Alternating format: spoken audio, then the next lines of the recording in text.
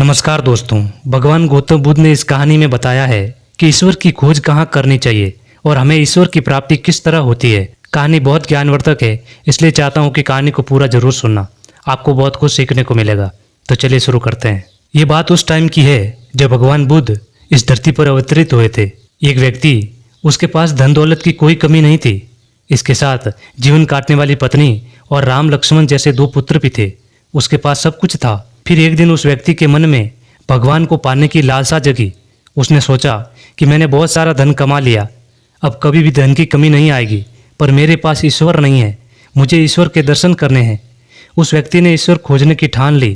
फिर उसने कई सारे मंदिरों और धर्म स्थानों का निर्माण करवाया, पर उसे ईश्वर के दर्शन नहीं हुए। फिर उसने दान पुण्य करना शुरू किया। उसके खजाने से कई सारा धन दान पुण्य में लगा दिया गया, फिर भी ईश्वर नहीं मिले। फिर उस व्यक्ति ने सोचा कि अब मैं बड़े बड़े धामों की तीर्थ यात्रा करूंगा। उस व्यक्ति ने कई तीर्थ स्थानों के दर्शन किए। ऐसे ही 20 साल गुजर गए, पर उस व्यक्ति को ईश्वर नहीं मिले। भगवान को पाने की कोशिश करते करते वो इंसान थक गया और आखिरकार वो एक दिन महात्मा बुद्ध के पास पहुंच गया और कहने लगा कि महात्मा, मैं 20 साल से ईश्वर को खोज रहा हूँ, पर मुझे ईश्वर कहीं भी नहीं मिले। क्या आप मुझे कोई ऐसा रास्ता बता सकते हैं जिस रास्ते पर मुझे भगवान मिल सके। उस व्यक्ति की सारी बातें महात्मा बुद्ध ध्यानपूर्वक सुन रहे थे और सुनने के बाद पूछे कि बालक, ईश्वर खोजना कोई बड़ी बात नहीं है, वो तो बड़ी ही आसानी से मिल जाते हैं। अच्छा, तुम ये बताओ कि ईश्वर को खोजने के लिए तुमने क्या किया और कहाँ कहाँ खोजा।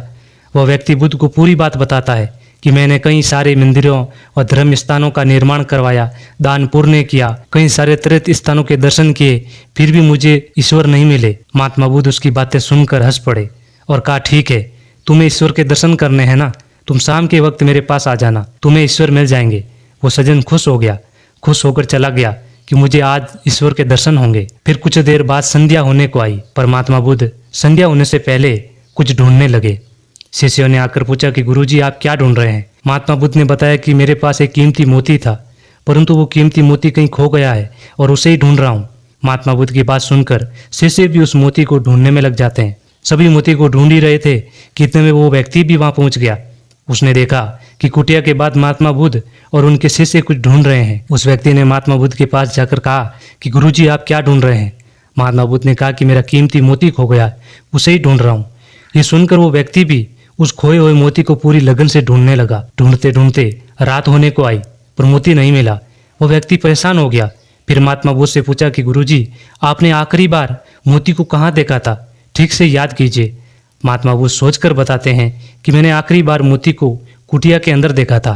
ये सुनकर वो व्यक्ति थोड़ा गुस्सा हो गया और महात्मा से कहने लगा, लगता है आप में थोड़ी सी अकल कम है। अगर मोती आपकी कुटिया के अंदर गुम हुआ है तो आप कुटिया के बाहर क्यों ढूंढ रहे हैं। आप सब वर्त में बाहर इधर उधर ढूंढ रहे हो और मुझे भी अपने साथ ढूंढा रहे हो। आप अपना तो समय व्यर्थ कर ही रहे हैं, पर दूसरों का भी व्यर्थ कर रहे हो।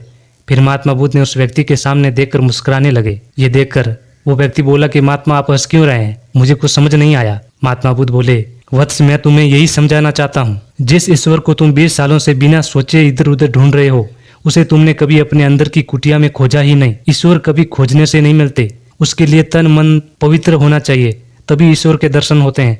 अगर तुम ईश्वर के सच्चे दर्शन करना चाहते हो तो इधर उधर भटकना छोड़कर अपने अंतर आत्मा में ध्यान लगाओ, ईश्वर तुम्हें वही मिलेंगे। अपने अंदर के ईश्वर को तुम जिस दिन देख लोगे तो हर जगह हर इंसान में तुम्हें बस ईश्वर ही दिखाई देंगे। महात्मा बुद्ध की अमृत वाणी सुनकर वो व्यक्ति धन्य हो गया और माफी मांगने लगा।